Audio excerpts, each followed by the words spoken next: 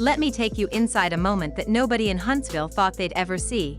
The moment that turned Trish from a calm, collected woman into someone who had finally reached her limit. A moment so tense, so unexpected, that even the crew backed away because the energy in that house shifted like a storm rolling through. It all started when Ken touched a line that no one is ever allowed to cross, not in private life, not on camera, not anywhere. He overstepped with her daughter. And Trish didn't just react, she exploded. One minute the house was quiet, the next there were raised voices, footsteps echoing through the hallway, and a woman who had been holding everything together for months finally snapping in a way nobody saw coming. And when the dust settled, when the cameras replayed the moment in slow motion, the truth became clear. Something inside Trish broke that day. Something she had been carrying alone for way too long. But here's the twist: this wasn't just a sudden outburst. This wasn't some isolated misunderstanding. This confrontation had been building like pressure in a sealed pot, slowly rising, silently tightening, until all it needed was the smallest spark to blow the lid straight off. And Ken, without even realizing how close he was to the edge, became that spark.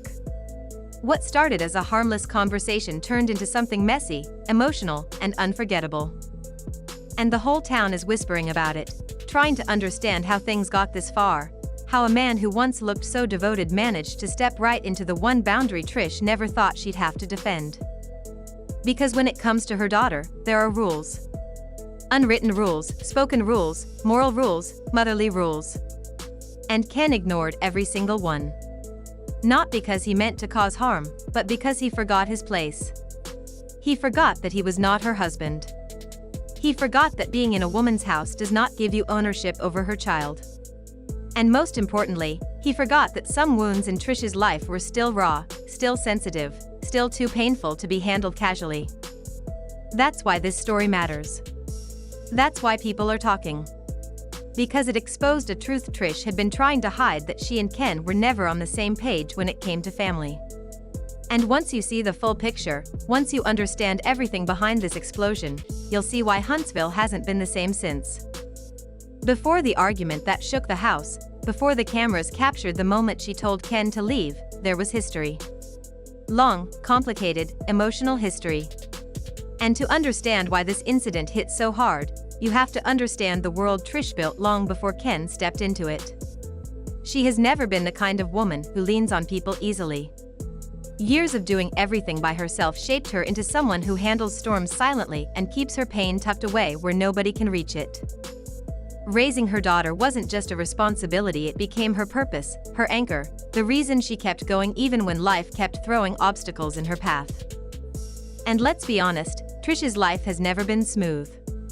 From the very beginning, she has fought battles people only understood once they saw the court rulings, the paperwork, the late-night scenes where she sat in her car trying to catch her breath in the driveway. Her divorce from Marquez didn't just dissolve a marriage, it tore apart whatever hope she had left for stability. Every hearing, every document, every decision involving her daughter felt like another reminder that she had to fight for everything she wanted. And through all of that, she got used to being the only soldier on her battlefield. So when Ken entered the picture, it felt like relief. At least at first. He came off steady, calm, patient. He listened. He stayed. He helped with things she never expected another adult to help with. He was there during rough nights when the exhaustion pushed her to her emotional edge. For a moment, it looked like she finally had a partner she didn't have to question, someone she didn't have to carry. But what nobody realized, not even Ken, was that Trish built barriers around her daughter.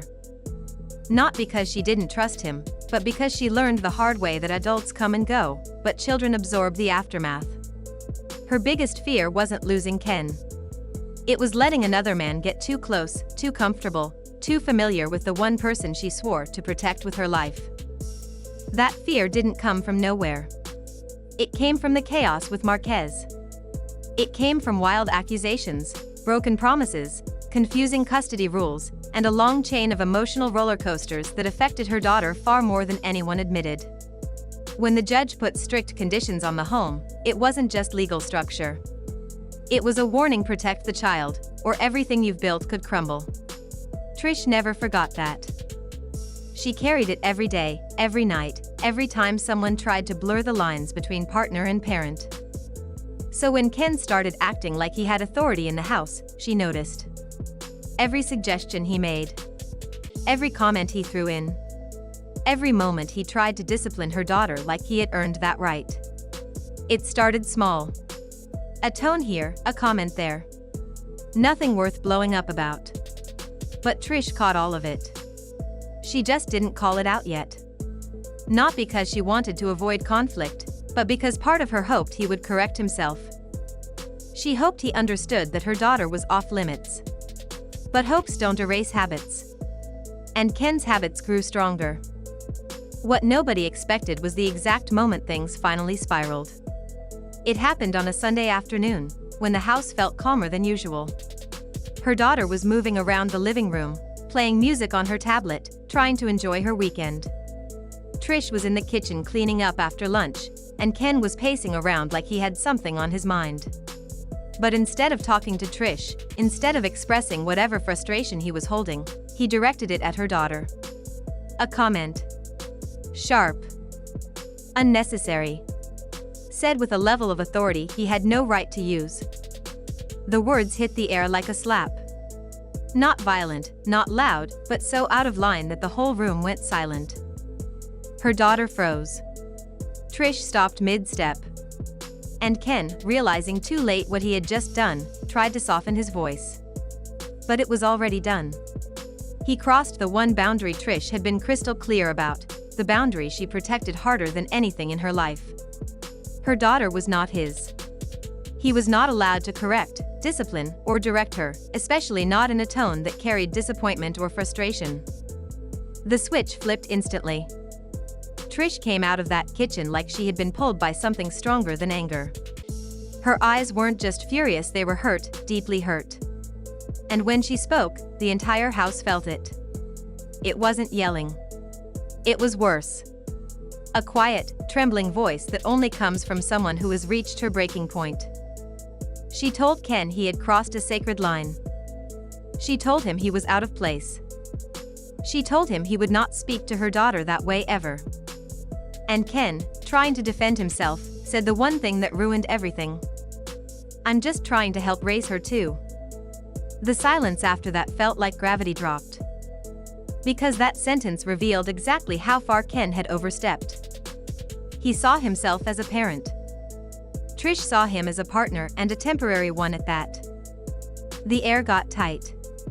Her daughter left the room quietly, knowing the adults were about to have an argument that wouldn't end quickly. And once she disappeared behind her bedroom door, Trish let everything she'd been holding inside finally spill out. She told Ken he had no right to claim a role he didn't earn. She reminded him that the court specifically banned any live-in partner influence. She told him he was not her daughter's father.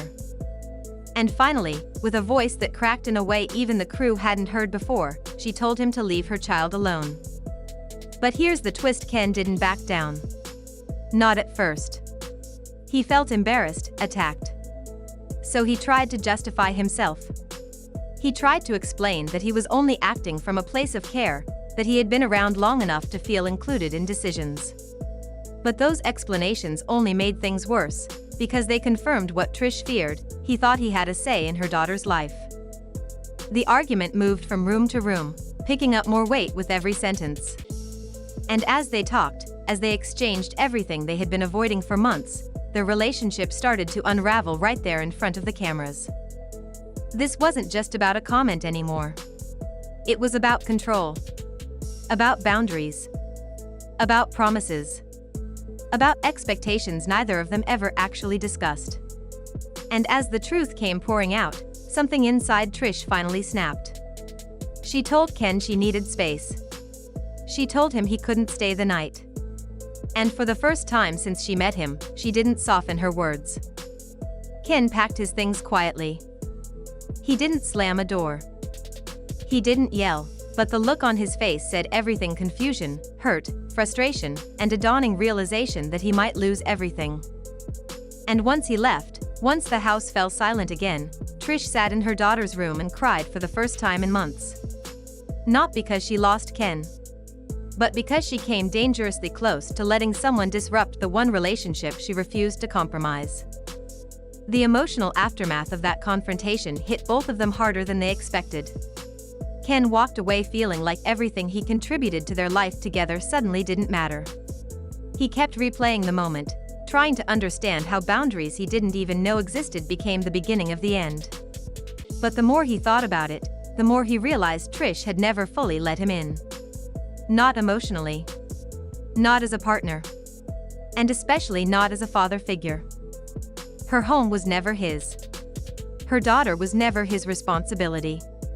And he had fooled himself into believing that time automatically granted him access.